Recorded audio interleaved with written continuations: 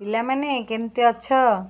ମୁଁ ତୁମକୁ ଆଜି ମୌଳିକ ସଂଖ୍ୟା ବିଷୟରେ କହିବି। 1 ଠାରୁ 100 ମଧ୍ୟରେ କେତୋଟି ମୌଳିକ ସଂଖ୍ୟା ଅଛି କିପରି ସହଜରେ ଆମେ କହିପାରିବା। ଦେଖ ମୁଁ ଗୋଟେ ଏଇ ଯେଉଁ ସଂଖ୍ୟା ଗୁଡ଼ାକ ଲେଖିଛି ୟାକୁ ଧ୍ୟାନ ଦେବା। ଦେଖ ପ୍ରଥମେ ଉପରେ ଲେଖିଛି 1 2 3 4। 1 ଯେଉଁ 3 4 ଲେଖିଛି ତା ଭିତରୁ ମୌଳିକ ସଂଖ୍ୟା ଆମେ ଜାଣିଛେ 1 ମୌଳିକ ନୁହେଁ କି ଯୌଗିକ ନୁହେଁ। 2ଟା ମୌଳିକ 3ଟା ମଧ୍ୟ ମୌଳିକ 4 ନୁହେଁ କାହିଁକିନା 1ରୁ ଅଧିକ 2ରୁ ଅଧିକ ଗୁଣନୀୟକ ରହିଛି କାହିଁକିନା 1 2 4 ତ ସେ ହେଲା ଯୌଗିକ। ଆମେ 4 ପର୍ଯ୍ୟନ୍ତ ଉପରେ ଜାଣିଯାଇଛେ। ଆମେ ତାପରେ ଆସିଗଲା କ'ଣ 5 ଠାରୁ 99 100 ପର୍ଯ୍ୟନ୍ତ 100 ମଧ୍ୟରେ ନା କହିଛି ମୌଳିକ ସଂଖ୍ୟା କେତୋଟି। ତେଣୁ ଆମେ ପ୍ରଥମେ କ'ଣ କରିବା ନା ପିଲେ 6ର ଗୁଣିତକ ଗୁଡ଼ାକ ମଝିରେ ଆମେ ଲେଖି ଲେଖି ଯିବା। 6ର ଗୁଣିତକ 6 କେ 6 6 ଦୁଣେ 12 6 ତିରି 18 6 ଚଉ 24 6 ପଞ୍ଚ 30 6 36 6 ସତା 42 ଏମିତି ଆମେ ଦେଖ ଲେଖିଛନ୍ତି 6 ହେଲେ ବି ଯାଇ ଲେଖା ହେଇଛି। ଏ ହେଲା 6ର ଗୁଣିତକ ଗୁଡ଼ିକ ଆମେ ଲେଖିଦେଲେ 100 ମଧ୍ୟରେ। ତାପରେ ଆମ କାମ କ'ଣ ହେଲା ନା ଏଇ ଯେଉଁ ସଂଖ୍ୟା ଗୁଡ଼ିକ ଲେଖିଲେ ତାର ପର ସଂଖ୍ୟା ଆଉ ପୂର୍ବ ସଂଖ୍ୟା ଗୁଡ଼ିକୁ ଲେଖିଦେବା ଡାହାଣ ପଟକୁ।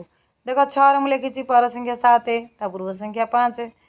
ଏ 12ର ପୂର୍ବ ସଂଖ୍ୟା 11 ପର ସଂଖ୍ୟା 13 ଏମିତି ଲେଖିଦେଇ ସାରିଲା ପରେ ତାପରେ ଆମେ ମୌଳିକକୁ କେମିତି ଜାଣିବା। ପିଲାମାନେ ଦେଖ ମଝିରେ ଯେଉଁଗୁଡ଼ା ଆସିଲା 6ର ଗୁଣିତକ ଗୁଡ଼ିକ ସିଏ କେବେ ମୌଳିକ ନୁହେଁ କାହିଁକିନା ଆଙ୍କର ସବୁ 2ରୁ ଅଧିକ ଗୁଣନୀୟକ ରହିଛି। ଏଥିରୁ ଆମେ ଜାଣିଗଲେ ଯେ ମଝିରେ ଯେଉଁ ସଂଖ୍ୟା ଗୁଡ଼ାକ ରହିଗଲା ସେ ମୌଳିକ ନୁହେଁ। କେବଳ ଏଇପଟେ 5 ତଳକୁ ଯେଉଁଗୁଡ଼ା ରହିଛି ଆଉ 7 ତଳକୁ ଯେଉଁଗୁଡ଼ା ରହିଛି। ଏଇ ଯେଉଁ ଏଇପଟ ବାମ ପଟ ଡାହାଣ ପଟ ଯେଉଁ କଡ଼ ସାଇଡ଼୍ରେ ଯେଉଁ ସଂଖ୍ୟା ଗୁଡ଼ିକ ରହିଲେ ଯଦି ସେ 5 ଆଉ 7 ଦ୍ୱାରା ବିଭାଜ୍ୟ ହେଇଯାଉଛନ୍ତି ତାକୁ ଆମେ କାଟିଦେବା ବାକି ତକ ହେଲା ମୌଳିକ। ତେବେ ଆମେ ଦେଖିବା 5 ଦ୍ୱାରା ସୂତ୍ର ବିଭାଜ୍ୟ ସୂତ୍ର କ'ଣ ନା ଯେଉଁ ସଂଖ୍ୟାର ଏକ ଘରେ 0 କିମ୍ବା 5 ଥିବ ସେ ସଂଖ୍ୟା 5 ଦ୍ୱାରା ବିଭାଜ୍ୟ। 7 ଦ୍ୱାରା ବିଭାଜ୍ୟ ସୂତ୍ର କ'ଣ ନା ଯେଉଁ ସଂଖ୍ୟାର ଏକ ଘରେ ଏକକ ଅଙ୍କକୁ 5 ଦ୍ୱାରା ଗୁଣନ କରି ବାକି ଅଙ୍କ ଗୁଡ଼ିକୁ ମିଶାଇ ଦେଲେ ଯଦି 7 ଦ୍ୱାରା ବିଭାଜ୍ୟ ହୁଏ ତାହେଲେ ସେ ସଂଖ୍ୟାଟି 7 ଦ୍ୱାରା ବିଭାଜ୍ୟ। ମନେକର ଦେଖ 49 ମାନେ 49 ଗୋଟେ ସଂଖ୍ୟା ଅଛି ତ 5 ଦ୍ୱାରା ବିଭାଜ୍ୟ ହେବନି କାରଣ 0 5 ନାହିଁ ଏକ ଘରେ। ଦେଖିବା 7 ଦ୍ୱାରା ବିଭାଜ୍ୟ ହେଉଛି କି ନାହିଁ ନା 9 ଏକ ଘରେ ଅଛି 9 ତାକୁ 5 ଦ୍ୱାରା ଗୁଣିବା 9 45 ବାକି ଅଙ୍କ 4 ମିଶାଇବା 45 ଆଉ 4 ହେଲା କେତେ ହେଲା 49। ସେ 49 7 7 ପଣିକାର 49 ରହୁଛି କି ନାହିଁ 7 7 49 ବୋଲି ତାମାନେ କଟି ଯାଉଛି। ଆମେ ଏଇ ଦୁଇ ପଟ କଡ଼ ସାଇଡ଼୍ରୁ ଦେଖିବା 5 ଦ୍ୱାରା 7 ଦ୍ୱାରା କେଉଁଟା କଟି ଯାଉଛି। ଯେଉଁଟା କଟିଗଲା ପରେ ବାକି ତକ ଯେଉଁଟା ରହିଲା ଆମେ ତାକୁ ମୌଳିକ ବୋଲି ଜାଣିପାରିବା।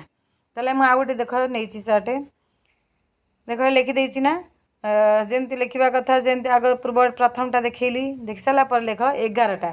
ପ୍ରଥମେ ଦେଖିବା 5 ମୌଳିକ କାହିଁକି ନା ଧର 1 ଆଉ 5 ଅଛି ଆଉ ଗୁଣନୀୟକ ଅଧିକ ନାହିଁ। ତାପରେ 11 ମଧ୍ୟ ଦେଖ ମୌଳିକ ସଂଖ୍ୟା କାହିଁକି ନା 11ର ଏକ ଘରେ ଆମେ 5 ଦ୍ୱାରା ବିଭାଜ୍ୟ ହେବନି କି 7 ଦ୍ୱାରା ବି ହେବନି କାରଣ ଏକ ଘରେ 0 ନାହିଁ ନା 5 ନାହିଁ। ତାପରେ ଆଉ 7 ଦ୍ୱାରା ବିଭାଜ୍ୟ ବି ନୁହଁ ତେଣୁ 17 ବି 5 ଦ୍ୱାରା ବିଭାଜ୍ୟ ନୁହେଁ କି 7 ଦ୍ୱାରା ବିଭାଜ୍ୟ ନୁହେଁ। 23 ବି ସେଇ 5 ଆଉ 7 ଦ୍ୱାରା ବିଭାଜ୍ୟ ନୁହେଁ। ଏଇ ଯେଉଁଗୁଡ଼ାକ ଲେଖିଛି କଡ଼ ସାଇଡ଼୍ରେ ମୌଳିକ ସେ ବିଭାଜ୍ୟ କ'ଣ ନୁହେଁ। କେବଳ ଦେଖ ଏଇ ଦେଖ 35 5 ଦ୍ୱାରା ବିଭାଜ୍ୟ 65 5 ଦ୍ୱାରା ବିଭାଜ୍ୟ 77 7 ଦ୍ୱାରା ବିଭାଜ୍ୟ 95 5 ଦ୍ୱାରା ବିଭାଜ୍ୟ।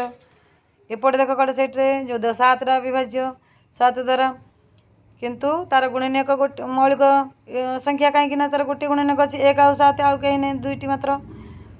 ତାପରେ ଅଛି 13ଟା ବି ମୌଳିକ 19 ମୌଳିକ କିନ୍ତୁ 25ଟା ଦେଖ କ'ଣ ନା ମୌଳିକ ନୁହେଁ କି ମୌଳିକ ହେବନି କାହିଁକି ନା ସିଏ ହେଉଛି ଏକ ଘରେ 0 5 ଥିଲେ 5 ଦ୍ୱାରା ବିଭାଜ୍ୟ ହେଇଯାଉଛି ତାର ମାନେ ଏଇଟା ଯୌଗିକ। 31 ସେଇ ଯୌଗିକ ମୌଳିକ। ଦେଖ ଯେଉଁଟା ଗୋଲ ବୁଲେଇଛି ଦେଖ 7 49 55 ଏଠି ମୁଁ 7ଟା ଗୋଲ ବୁଲେଇଛି କେବଳ ଉପରେ ଲେଖିବା ପାଇଁକା ଜଣାଇବା ପାଇଁକା କିନ୍ତୁ ସେଇଟା ଆମେ କଟୁନି ସେଇଟା 7ଟା ମୌଳିକ। 25ଟା ମୌଳିକ ଆମର ଯୌଗିକ 49 ଯୌଗିକ କାହିଁକି ନା 7 ଦ୍ୱାରା କଟି ହେଉଛି 55 5 ଦ୍ୱାରା କଟି ହେଉଛି। ଏ ଦେଖ ଏଇଠି 85 5 ଦ୍ୱାରା କଟୁଛି 91 ହେଉଛି 7 ଦ୍ୱାରା କଟି ହେଉଛି 97 ମୌଳିକ କଟିବନି। ତାମାନେ ଆମେ ଏଇଥିରୁ ଆମେ ଜାଣିପାରିଲେ କିଏ ମୌଳିକ କିଏ ଯୌଗିକ। ମୁଁ ସେ ମୌଳିକ ଗୁଡ଼ିକୁ ବାଛି ଦେଇଛି। ଦେଖ ମୌଳିକ ସଂଖ୍ୟା ଗୁଡ଼ିକ ହେଲା 2 3 5 7 11 13 17 19 23 29 31 37 41 43 47 53 59 61 67 71 73 73 79 83 89 ଆଉ ଗୋଟେ ହେଲା 97। मोट 25टी मौलिक आम जापे। पिला बुझीपारे कि नहीं? धन्यवाद।